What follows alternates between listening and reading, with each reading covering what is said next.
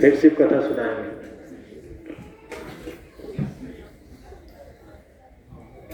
ये इनका जीवन बचपन से अलग होता है। जब जन्म ले पेट से ही अलग होता है। वैसे जब पेट के अंदर होते हैं, जो अच्छे ऋषि मुनि संत बने हैं, उनका जीवन चरित्र पेट से ही अलग होता है। जन्म पृथ्वी पर ले तो एक अवतार रूप में होते हैं।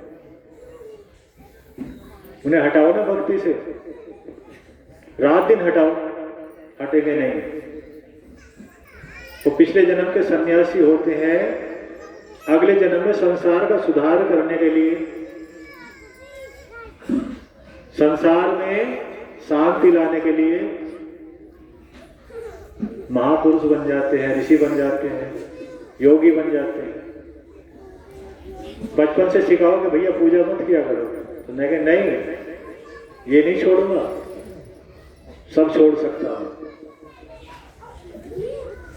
तो महर्षि वेद व्यास जी का नाम सभी ने सुन रखा होगा, कुछ ने नहीं सुना, जो नए आए, बाकी जो आश्रम में आने वाले सबने सुन रखा। महर्षि वेद व्यास जी, उनकी कथा जन्म की एक दिन सुनाई थी। महर्षि वेद व्यास जी का जन्म कहां से हुआ था, सुनाई थी कथा नहीं? याद है?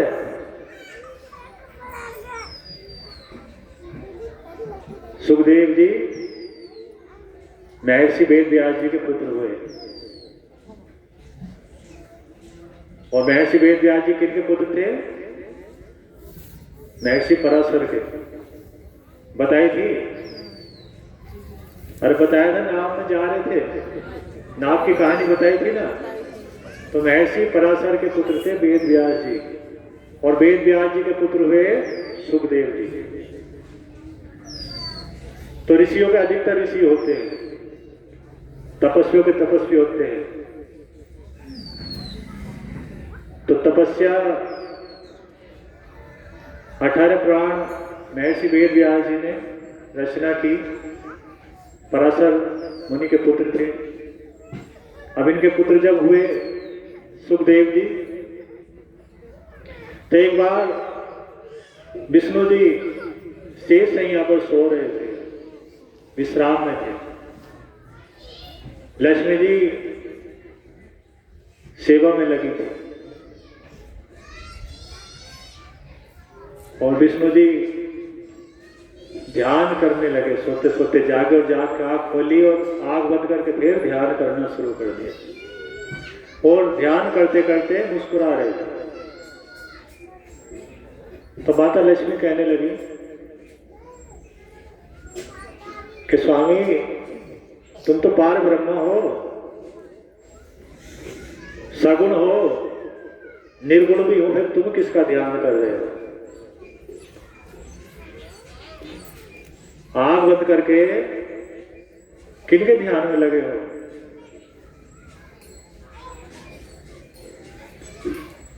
तो विष्णु जी कहने लगे कि मुझे आकाशवाणी सुनाई दी थी एक दिन, पता नहीं किसकी आवाज थी, और आधा श्लोक मुझे बताया था। उस आकाशवाणी ने आधा श्लोक बताया था। उसी श्लोक का ध्यान कर रहा हूं, बार बार उसी श्लोक को पढ़ रहा हूं, जो श्लोक मुझे आधा बताया गया था।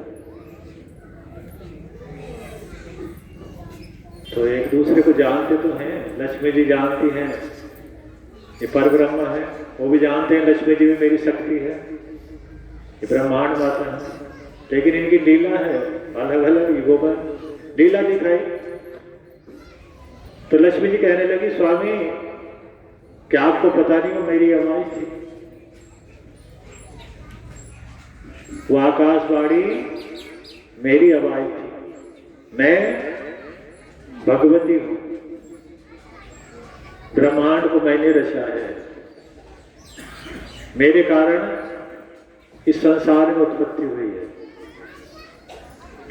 थोड़े समय में आपके नाभि कमल पर ब्रह्मा जी उत्पन्न होंगे,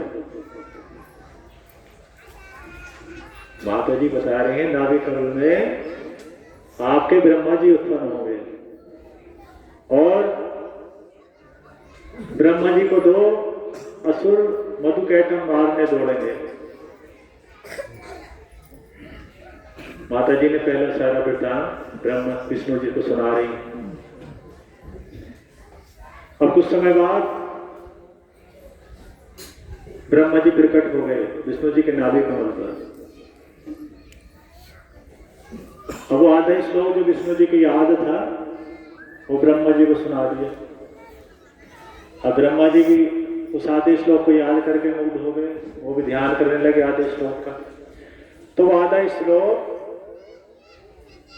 माता जी की शक्ति थी। उस आधे श्लोक से ब्रह्मा जी ने अपने पुत्र नारद जी को सुना दिया। नारद जी ने वो आधा श्लोक किसने सुनाया? वेद व्यास जी को सुना दिया। वेद व्यास जी ने माता जी के प्राण की रचना कर दी उस आधे श्लोक से। उस आधे श्लोक से 18,000 श्लोक बन गए। ओम विष्णु भगवान की, ओम महालक्ष्मी माता की, ओम श्री भगवती माता की, ओम श्री गुरुदेव महाराज जी की। और महर्षि वेद व्यास जी ने अपने पुत्र सुखदेव जी को सुना दिया। लेकिन सुखदेव जी का मन फिर भी शांत न था। सोचते थे अभी मैं अच्छा वाला योगी नहीं हूं। पिताजी से कहने लगे पिताजी मैं शादी नहीं करूंगा, मुझे तो योगी रहना है। शादी एक बंधन है और मैं बंधना नहीं चाहता। मुझे अभी शांति आदि श्लोक को सुनने से नहीं हुई, मुझे योगी बनना है। वो जो तपस्वी हो ना वो किसी की तपस्या को रोकते नहीं। आज भी ऐसा है, जो अच्छे तपस्वी है उनका पुत्र तपस्या करना चाहे, पुत्री करना चाहे तो उन्हें नहीं रोकते, कर लो। और जो घर बुढ़िया बुढ़े हैं ना, जो पूजा पाठ नहीं करते और उनके बच्चे शुरू कर दें तो वो कहते हैं अरे कहाँ चक्कर में पड़ गया पूजा में, तुझे रोटी दे देगी क्या? जंगल में काम कर, बिजनेस कर ले, पूजा के पीछे पड़े रहे, रोटी मिल जाएगी क्या? जो पूजा बुढ़िया बुढ़े नहीं करते वो बच्चों को भी चाहते ही वो भी ना करें। जो मैंने किया था वो भी यही करे, खाना खाए सो जाए और जंगल का काम करे, बिजनेस करे, दुकान करे, सरकारी नौकरी करे। लेकिन जो पूजा करते हैं ना वो चाहते हैं कि हमारा बच्चा भी पुजारी होना चाहिए। और किसी ने कर ली ना तो जो बच्चे आएंगे एक तो पुजारी होंगे, लेकिन आप भी उसका साथ दोगे, मन करेगा ये भी अच्छे बच्चे बने। लेकिन जो पुराने बुजुर्ग हैं पूजा नहीं करते, उन्हें पूजा करते हुए बच्चे अच्छे नहीं लगते। कोई अपने बहू को रोकते हैं, कोई अपने बेटे को रोकते हैं, कोई पोते को रोकते हैं। कहा आश्रम में चले जाओ, क्या रखा? रोज रोज आश्रम चलते, हर मंगलवार आश्रम भाग ले, आश्रम का रोटी दे देगा। अरे कहते सुने हैं ना हमने, हम से आगे कहते गुरु जी हमारे बुढ़िया बुढ़े ऐसे कह रहे थे। अरे जब उन्होंने पूजा की नहीं बेचारों ने, बहुत दिन तो गंदा खाना खाया, दारू पी, मुर्गे खाए, तो उन्हें तो वही स्वाद अच्छा लगेगा, पूजा का स्वाद तो उन्होंने लिया ही ना। अब जो आश्रम में आएगा उसे पूजा का स्वाद मिल गया तो वो कहेगा नहीं मैं नहीं रुकूंगा, मैं नहीं रुकूंगी पूजा करने से। आप करो या मत करो, आपको भी करनी चाहिए। तो महर्षि वेद व्यास जी कहने लगे पुत्र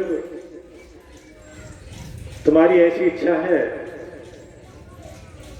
तो पूजा करो, मैं नहीं रोकूंगा, पर एक काम मेरे कहने से कर लो, राजा जनक के पास चले जाओ। मिथिला के जो राजा जनक हैं वो सत्यवादी हैं, पुजारी हैं, तपस्वी हैं, आप उनके पास चले जाओ। अगर वो कहें शादी कर लो तो कर लेना और वो मना करें तो मत करना, लेकिन मैं नहीं कहूंगा मैं तुम्हारी हाँ में हाँ रखूंगा, तुम्हें पूजा करने को नहीं रोकूंगा। तो अपने पिताजी की परिक्रमा की, महर्षि वेदव्यास जी की पैर छुए सुखदेव जी ने, और इतनी तेज भगे जैसे धनुष से बाण निकल के भागता है कि राजा जनक के पास चलता हूं, पता चलेगा करूं या ना करूं ब्याह शादी। अब राजा जनक के पास जाते समय वनों से गुजरे, गांव से गुजरे, नदियों से, तालाबों से, कहीं ऋषि मुनि मिले, कहीं सन्यासी मिले, कहीं महर्षि मिले, सबसे मिलते हुए दर्शन करते हुए एक दिन मिथिला नगरी पहुंच गए। राजा जनक को पता चला कि सुखदेव जी मिलने आए हैं। अब सुखदेव जी का नाम बचपन में बहुत विख्यात हो गया था। जो बचपन से पुजारी हो ना, इतने जवान हो गएगा, इतने नाम उसका बहुत दूर तक फैल जाएगा, पुजारी है।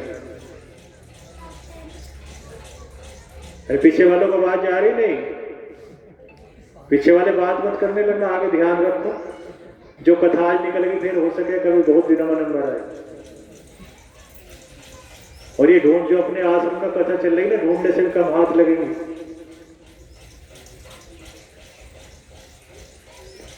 अब सुखदेव जी राजा जनक के पास पहुंचे। राजा जनक ने स्वागत किया। ऋषि मुनियों का स्वागत हर जगह होता है। ऋषि मुनियों का स्वागत सब हृदय से करते हैं, राजा भी करते हैं।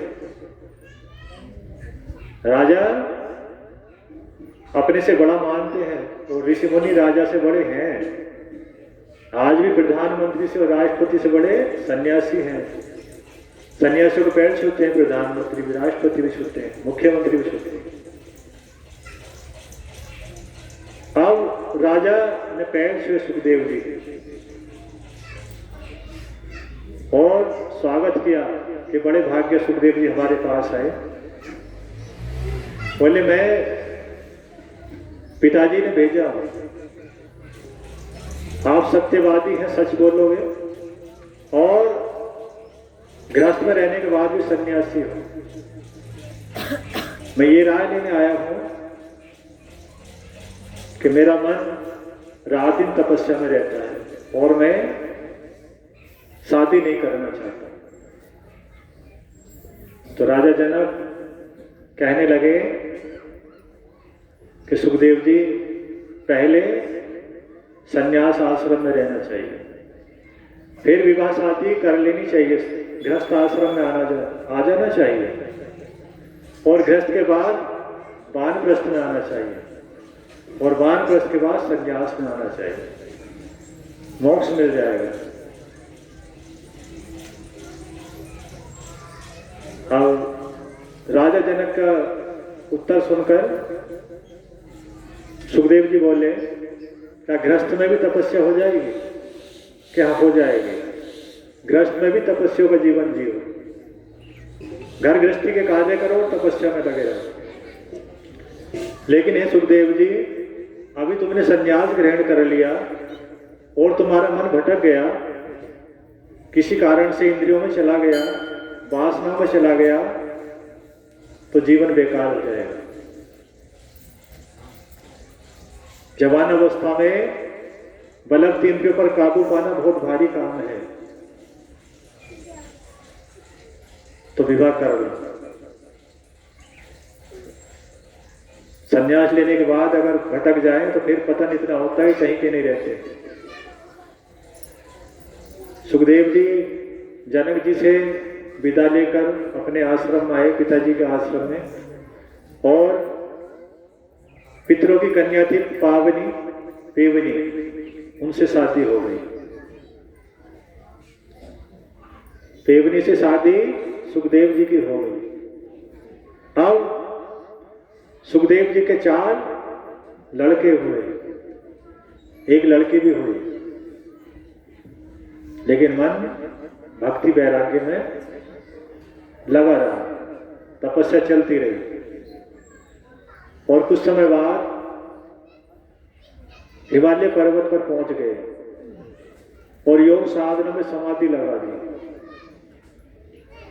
समाधि ऐसी लगाई, तपस्या ऐसी की के आसन पृथ्वी से ऊपर उठ गया और तारे के समान आकाश में सूर्य के समान चमकने लगे। तो शुक्र तारा का नाम सुना? आकाश में तारा बन गए सुखदेव, सूर्य के समान चमकने लगे। तो ये सुखदेव जी के तपस्या का और गृह त्याग का वर्णन है, कथा है कि तपस्वियों की तपस्या कभी निष्फल नहीं होती। ओ शिव शंकर भगवान की, ओ पार्वती माता की, ओ श्री गुरु ग्रंथ जी की। अब शिव कथा में चलेंगे। शिव कथा में